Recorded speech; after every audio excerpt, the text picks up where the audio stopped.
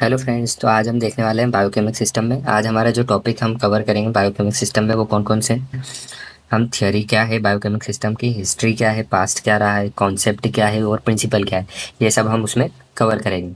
Difference between biochemic system और homeopathy ये मैंने पहले ही बना चुका हूँ वीडियो, आप जाके उसे देख सकते हैं। मैं डिस्क्रिप्शन बॉक्स में उसकी लिंक दे दूँगा।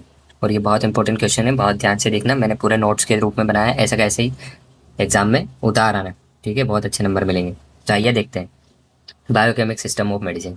बायोकेमिक सिस्टम ऑफ मेडिसिन क्या है, उसे हम एक और नाम से जानते हैं। सबसे पहले लाइन में मैंने ये लिखा है, ठीक है, बहुत आसान बनाया है। सबसे पहले बायोकेमिक सिस्टम ऑफ मेडिसिन, जिसे टिश्यू सेल थेरेपी भी कहते हैं। ठीक है, ये एक यूनिक थेरेपेटिक सिस्टम है। इसे डॉक्टर सुशलर ने डेवलप किया है। वो कहाँ से थे? जर्मन से थे। 1873 में डेवलप किया है। ये जो मेडिसिन है ये होम्योपैथिक मेडिसिन की तरह क्लासिफाई नहीं है। ठीक है, भले ये उनकी सिमिलर मेथड से बनाई जाती है। जैसे होम्योपैथिक मेडिसिन प्रिपेयर होती हैं वैसे के वैसे ही बायोकेमिक मेडिसिन भी प्रिपेयर होती हैं, लेकिन फिर भी हम उसे होम्योपैथिक मेडिसिन की क्लास में नहीं रखते हैं। ठीक है, क्यों नहीं रखते हैं ये आप डिफरेंस बिटवीन में जाके देख सकते हैं जो वीडियो है, या तो फिर इसी वीडियो में हम नीचे देखेंगे। ठीक है, एक बार फिर भी वो वीडियो देख लेना, वो क्वेश्चन बहुत इंपॉर्टेंट है, एग्जाम में पूछा जाता है। बायोकेमिक सिस्टम क्या होता है? बायोकेमिक सिस्टम वापस से वही लिखा है। ठीक है, बायोकेमिक सिस्टम जो है वो सुशलर ने इंट्रोड्यूस किया था, 1873 में किया था।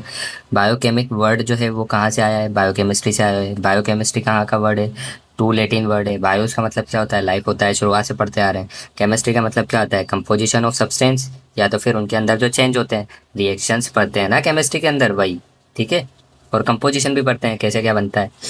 तो हम कैसे डिफाइन कर सकते हैं? Hence, we can define the biochemic system of medicine as the branch of science which deals with the composition of bodies of living thing। मतलब क्या है? बायोकेमिक सिस्टम ऑफ मेडिसिन एक साइंस की ऐसी ब्रांच है जो किससे डील करती है? कंपोजिशन, हमारी बॉडी बनी कैसे है, ठीक है, उसके ऊपर बेस्ड है। अब बर्थ कैसे हुआ बायोकेमिक सिस्टम का भाई? ठीक है, जो सुशलर सर थे, ठीक है, वो तीन इंसान से बहुत ज़्यादा इन्फ्लुएंस थे, प्रभावित थे। वो तीन इंसान कौन थे? हैनेमन सर थे, डॉक्टर रोडोल्फ विर्चो थे, और मेल्सचेट थे। हैनेमन सर की कौन सी बात से वो प्रभावित थे? Principle of proving. ठीक है, हैनेमन सर जो थे वो पहले ऐसे इंसान थे जिन्होंने ह्यूमन बींग के ऊपर अपनी मेडिसिन प्रूव की। ठीक है, पोटेंटाइज किया। एक दो बात से वो हैनेमन सर की से बहुत ज़्यादा प्रभावित थे। कौन कौन सी? पोटेंटाइजेशन इन होम्योपैथी, जो पोटेंटाइजेशन होता है उसके ऊपर, और प्रिंसिपल ऑफ प्रूविंग, इन दो चीज़ के ऊपर। डॉक्टर रुडोल्फ विर्चो कौन थे? उन्होंने सेल के ऊपर गहरा अध्ययन किया था। ठीक है, अब उन्होंने एक बात कही थी, क्या बात कही थी? Disease is based on the alter functioning and conditioning of the cell. इससे आप क्या समझते हो?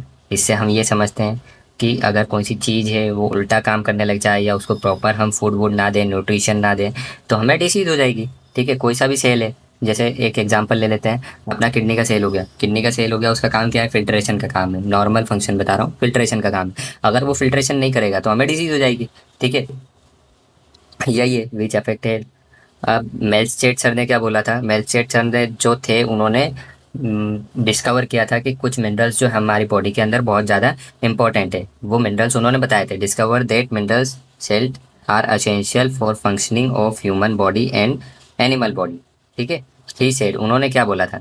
द स्ट्रक्चर एंड वाइटेलिटी, जो सेल का स्ट्रक्चर और वाइटेलिटी होता है किसी भी ऑर्गन का, वो काय के ऊपर डिपेंड करता है? Presence in their inorganic constitution. Inorganic क्या हो जाता है? इनऑर्गेनिक कॉन्स्टिट्यूशन मिनरल हो जाते हैं। ठीक है, तो वो मिनरल के ऊपर डिपेंड करता है, स्ट्रक्चर और वाइटेलिटी मतलब कि फंक्शनिंग। ठीक है, कॉन्सेप्ट क्या है? कॉन्सेप्ट ये है, बेसिक बेसिक मैं आपको पहले ऊपर से समझा देता हूँ कि कॉन्सेप्ट ये है, किसी चीज़ की अगर डिफिशियंसी हो जाती है, ठीक है, तो उस डिफिशियंसी को हम पूरा कर देते हैं तो इंसान सही हो जाएगा। उनका कॉन्सेप्ट ये था सर का, जो सुशलर सर थे, उनका ये था कि अगर कुछ चीज़ हमारी बॉडी के अंदर जैसे डिफिशियंट हो जाती है, जैसे मसल्स का एग्जांपल लेते हैं, मसल के अंदर अगर कैल्शियम डिफिशियंट हो जाता है, ठीक है, कैल्शियम अगर डिफिशियंट हो रहा है, तो अगर हम उस कैल्शियम की पूर्ति को पूरा कर देते हैं तो हमारी बॉडी रिकवर कर जाएगी। ये था उनका कॉन्सेप्ट। तो आइए देखते हैं कैसे लिखना है हमें एग्जाम के अंदर। तो the biochemic system deals with the composition of living body. It studies the process involve in the formation of tissue and fluids.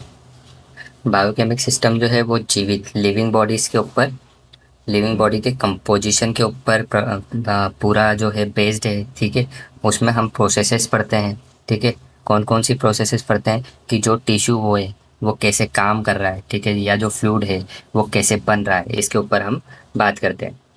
अब डॉक्टर सर ने थियराइज़ किया, ठीक है, डॉक्टर सुशलर सर ने थियराइज़ किया। क्या थियराइज़ किया कि कुछ मिनरल्स जो हैं वो हमारी बॉडी के लिए बहुत इंपॉर्टेंट है, ठीक है, प्रीडोमिनेंटली कुछ जगह पे बहुत ज़्यादा पाए जाते हैं स्पेसिफिक टिश्यू में। जैसे हमारी बोन के अंदर कैल्शियम पाया जाता है, ठीक है, हमारी मसल्स के अंदर कैल्शियम पाया जाता है।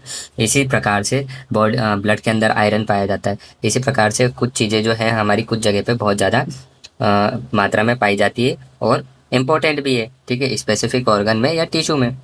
अगर उनकी डिफिशियंसी हो जाती है, ठीक है, तो वो डिसफंक्शनिंग या इलनेस को लीड करती है। मतलब कि अगर बोन में से कैल्शियम हट जाएगा या तो फिर मसल में से कैल्शियम हट जाएगा, ब्लड में से आयरन हट जाएगा, ठीक है, तो डिसफंक्शनिंग हो जाएगी ना, काम नहीं कर पाएगा सही साथ, वो उसको जो प्रॉपर न्यूट्रिएंट्स चाहेगा वो नहीं मिलेगा, वो हमें डिसीज हो जाएगी। उसी को हम जो डिसफंक्शनिंग हो जाती है उसी को डिसीज करते हैं। उनका क्या मानना था, ही believe that the treatment with tissue cell directly addressing the mineral imbalance in the body, ensuring that the remedy can reach the disease cells directly। उनका ये मानना था कि ट्रीटमेंट हम कैसे करेंगे, बॉडी में जो मिनरल इम्बैलेंस है, ठीक है, बॉडी में जो मिनरल है उनकी जो कमी हो गई है उसको हम अगर डायरेक्टली पूरा कर देते हैं, ठीक है, तो हमारी जो डिसीज़ है वो ख़त्म हो जाएगी। जो मिनरल इम्बैलेंस हुआ है वो ख़त्म हो जाएगा, तो हम क्या हो जाएंगे, क्योर हो जाएंगे, ठीक है, सही चार्ट हो जाएंगे। जो डिफिशियंसी थी उसको हमने पूरा कर दी। तो इससे क्या होता है, this remedy are prepared in the similar way, ये उनका कॉन्सेप्ट था। अब ये जो मेडिसिन है वो ऊपर जो मैंने बोला था ना, ये मेडिसिन जो है सिमिलर वे में बनाई जाती है, आज होम्योपैथिक मेडिसिन बनाई जाती है, लेकिन फिर भी हम इनको होम्योपैथिक मेडिसिन में क्लासीफाई नहीं करते हैं। क्यों नहीं करते हैं, क्योंकि ये जो है हम लो ऑफ डिफिशियंसी पे प्रिस्क्राइब करते हैं, ठीक है। यहाँ पे अभी आपको पता लगी है कि जिस सेल में जो चीज़ की डिफिशियंसी है उसके ऊपर हम मेडिसिन को प्रिस्क्राइब करेंगे। वहीं होम्योपैथी में किसके ऊपर प्रिस्क्राइब करते हैं, लो ऑफ सिमिलिया, ठीक है। हम सिम्टम्स देखेंगे, सिमिलर होंगे तो हम वो मेडिसिन देंगे या तो फिर नहीं देंगे, भले ही सेम तरीके से प्रिस्क्राइब बनती हो। और अब सेम तरीके से बनने का पीछे का कॉन्सेप्ट क्या है कि अगर हम डाइल्यूशन करेंगे, ज़्यादा पोटेंटाइजेशन करेंगे, तो उससे क्या होगा कि जो मेडिसिन है वो हर एक सेल में आराम से पहुंच जाएगी। इतने स्मॉल पार्टिकल हो जाएंगे उसके अंदर कि वो आराम से हर एक सेल के अंदर पेनिट्रेट कर सकती है। डॉक्टर सुशलर सर का एम क्या था, उनका एम ये था कि जो डिफिशियंट मिनरल है उनको बॉडी रिकॉग्नाइज करे फूड में से, ठीक है, और उन्हें एब्जॉर्व करे, ठीक है, ये उनका एम था। अब 12 मेडिसिन आती है 12 टिश्यू रेमेडी के अंदर। 12 मेडिसिन के आपको नाम याद रखने हैं। 12 मेडिसिन के लिए मैं आपको एक वो दे देता हूँ, 5 फोर्स करके याद रखना, 3 सेल्फ करके याद रखना, 2 म्यूर करके याद रखना, 1 फ्लोर करके याद रखना, ठीक है, और 1 ऑक्साइड। अब 5 फोर्स, ठीक है, मतलब 5 फोर्स का मतलब क्या है कि 5 मेडिसिन तो फॉस्फेट की हो जाएगी, ठीक है, 3 मेडिसिन की काय की हो जाएगी, सल्फेट की हो जाएगी। म्यूर, म्यूर को हम क्या बोलते हैं, क्लोराइड, ठीक है,